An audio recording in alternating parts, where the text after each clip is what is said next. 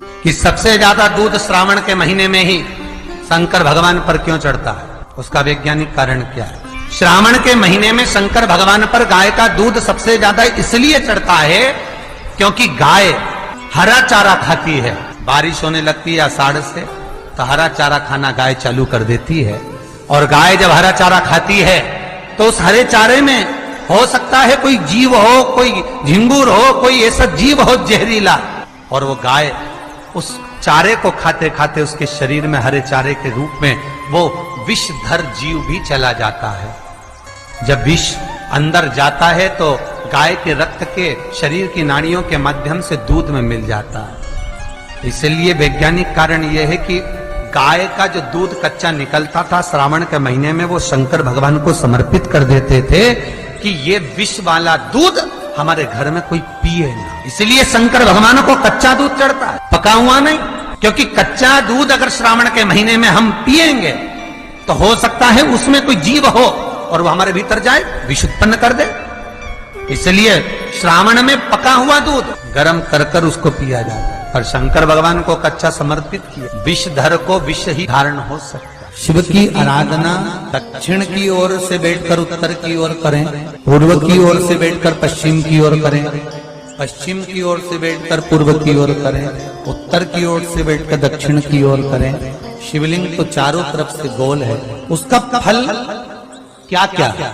प्रश्न अच्छा है, प्रश्न बहुत अच्छा। पूर्व से पश्चिम की ओर, पश्चिम से पूर्व की ओर। अगर मान लो शिवालय में आप जा रहे हैं, आपका मुख पूर्व की ओर है, आप शंकर जी की आराधना कर रहे हैं, तो वो भाग भगवान शंकर पार्वती जी के साथ स्वीकार करते हैं। आप जो मांग रहे हैं वो मिलेगा, प्राप्त होगा। आपका मुख अगर पश्चिम में आप जाकर बैठ रहे हैं और पूर्व का मुख है तो आपको मिल रहा है, और पूर्व से पश्चिम की ओर यदि आपका मुख है और आप भगवान को कुछ दे रहे हैं तो वहां शंकर पार्वती और गणेश का स्मरण चढ़ाओगे, मिलेगा। उत्तर से दक्षिण की ओर मुख कर कर बैठकर आप शिव की आराधना कर रहे हो, कार्तिकेय, गणेश, पार्वती, शिव को प्राप्त कर रहे हो, आपका दिया गया भाग पितरों को भी प्राप्त हो। पर जब हम दक्षिण में बैठकर उत्तर की ओर मुख कर कर भगवान शंकर की जब आराधना करते हैं तो केवल शंकर पार्वती या गणेश और कार्तिकेय नहीं, शंकर भगवान की अशोक सुंदरी, 5 कन्या, जया, विषहरा, सामरी, वारी, गौतली, देव और शंकर भगवान के जितने गण हैं और भगवान शंकर के दरवाजे पर रहने वाले द्वारपाल हैं, भगवान शंकर के उस जलाशय के सम्मुख में 33 कोटि जो देवता हैं, वो जब हम एक बेलपत्र भी अगर उत्तर की ओर मुख कर कर भगवान शिव को समर्पित करते हैं तो वो सारे देवताओं को स्वीकार हो जाती है और वो कार्य तुरंत सफल हो। दक्षिण की ओर, दक्षिण में भगत बैठता है, उत्तर की ओर जलाधारी रहती है। महाराज देखिए कितनी विचित्र लीला है। पंडित जी आपको पूजन करने बिठाएंगे तो कहेंगे पूरा पश्चिम में बैठो, पंडित जी अगर बिठाएंगे तो कहेंगे पूरा पश्चिम में बैठो। पर शंकर का अनुमोदन करने वाला, शिव का स्मरण करने वाला, शंकर की पूजन करने वाला, शंकर को जल चढ़ाने वाला अगर वो पूर्व में बैठकर चढ़ा रहा है, पश्चिम में बैठकर चढ़ा रहा है, उत्तर में बैठकर चढ़ा रहा है, उसका फल मात्र 25% है। और शंकर को अगर दक्षिण में बैठकर उत्तर की ओर मुख कर कर जल चढ़ा रहा है तो उसका पुण्य 1000% है महाराज। उसका पुण्य आनंद में प्राप्त हो जाता है, उसको कम नहीं हो सकता, वो बढ़, उसमें कमता नहीं रहती। एक प्रैक्टिकल करके देखना, छोटा सा प्रैक्टिकल, छोटा सा है। मान लो किसी व्यक्ति को बहुत तेज बुखार आ रहा है, बहुत तेज बुखार है, कोई बच्चा है, कोई बड़ा है और उसको बहुत तेज बुखार आ रहा है। अब आज के जमाने में बुखार कोरोना के चक्कर में भी है, वो भी ध्यान रखना हो। पर मान लो किसी व्यक्ति को बुखार बहुत तेज आ रहा है, बच्चा तप भी बहुत रहा है, 1 लोटा पानी महाराज लेकर जाइए, उल्टे हाथ में उस कलश को रखिएगा, सीधे हाथ से उस कलश के ऊपर हाथ रखकर लेकर ऐसे कैसे ही मंदिर में चले जाओ शंकर जी के।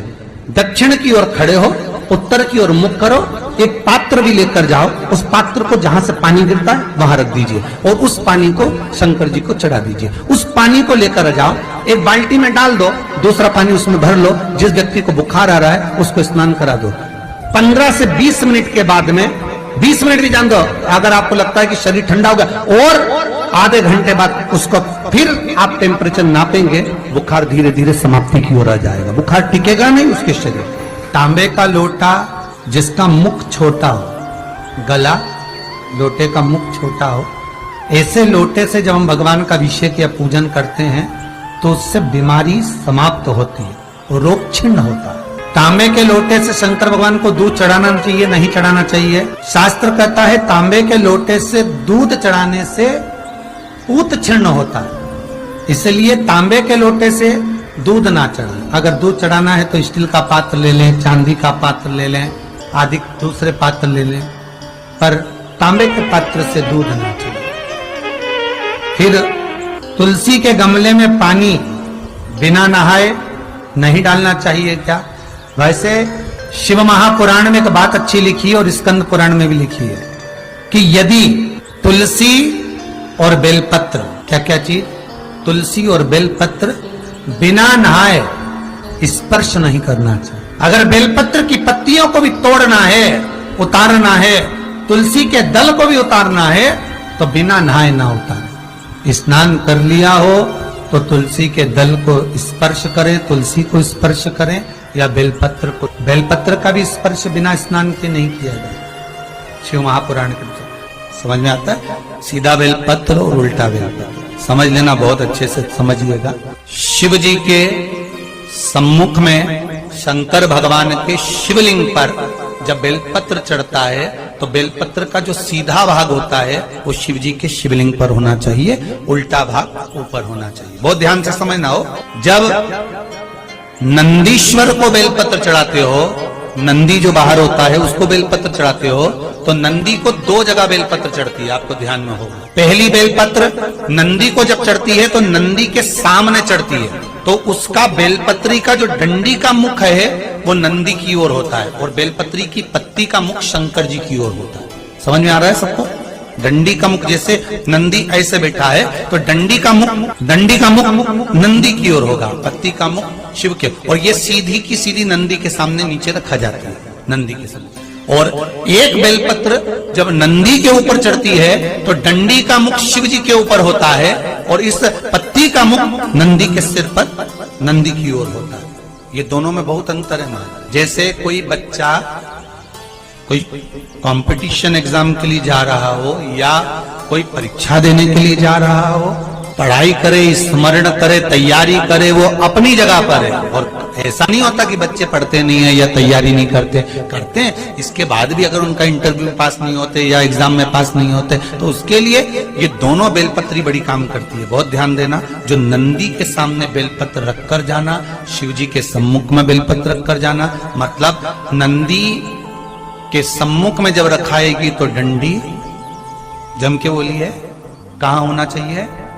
नंदी की ओर, और जब ऊपर रखाएगी तो डंडी शिव की ओर हो। ये दो बेलपत्र रखकर शिव जी का स्मरण कर कर जाएं, कार्य सफलता की ओर बढ़ता है। कोई काम के लिए आप जा रहे हैं तो उसमें सफलता मिल जाती है, उसमें सफलता प्राप्त। शिव जी को बेलपत्र चढ़ा रहे हो, जो चिकना भाग है, सीधा भाग शिव जी के ऊपर, शंकर भगवान के ऊपर। थाली में अगर शिवलिंग का निर्माण कर रहे हो, पार्थिव शिवलिंग का निर्माण कर रहे हो, तो थाली में जब बेलपत्र रखोगे तो सीधी रखोगे, फिर उसके ऊपर शिवलिंग का निर्माण। अगर आप निर्माण करते हैं पार्थिव शिवलिंग का और बनाते हैं। अब एक नियम बड़ा विचित्र है हमारा, शंकर पर जल चढ़ाने का जो भाव वर्णित किया जाता है कि हम शंकर को मंदिर में जाकर जल चढ़ाते हैं तो खड़े खड़े चढ़ाएं कि बैठकर चढ़ाएं। बहुत ध्यान देना साहब, शंकर में मंदिर में जाकर हम भगवान शंकर को जल चढ़ाएं तो खड़े होकर चढ़ाएं कि बैठ कर चढ़ाएं। अब दो तरह का शिवलिंग है मंदिरों में, दो तरह का शिवलिंग का निर्माण होता है, ठीक है? एक विष्णु शिवलिंग, एक शक्ति पार्वती शिवलिंग। बहुत ध्यान से सुनना, दो तरह का शिवलिंग मंदिरों में होता है, दो तरह का शिवलिंग मंदिरों में होता है, समझ लेना बहुत अच्छी तरह से। एक शिवलिंग वो होता है जो जमीन पर डायरेक्ट जलाधारी रहती है, शिवलिंग रहता है, ऐसी जलाधारी पूरी की पूरी, और शिवलिंग जमीन पर रखा रहता है, डायरेक्ट जमीन पर। आप जल ले जाकर चढ़ाए, निकल गया रास्ते से। एक शिवलिंग जो जमीन पर डायरेक्ट शंकर भगवान की जलाधारी और शिवलिंग रखा रहता है, वो शक्ति शिवलिंग कहलाता है।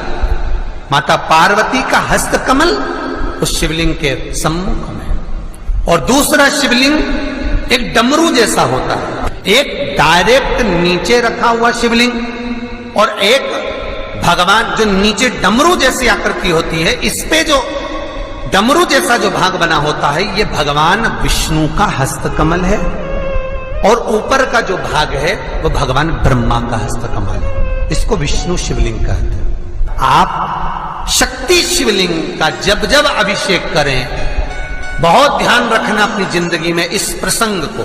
जो शक्ति शिवलिंग हो उस पर जब भी जल चढ़ाना तो बैठकर चढ़ाना। शक्ति शिवलिंग पर जब भी जल चढ़े, भले शिवलिंग कितना भी ऊंचा हो, कितना भी ऊंचा हो, तो संगी से चढ़ा दो, पर जल बैठकर चढ़ाए। भले शिवलिंग कितना भी ऊंचा हो, पर अगर भूमि टच है, शिवलिंग अगर भूमि टच है, शक्ति शिवलिंग है, तो भले आधा शिवलिंग नहाए, आधे पर पानी जाए, पर बैठकर ही स्नान कराया जाता है।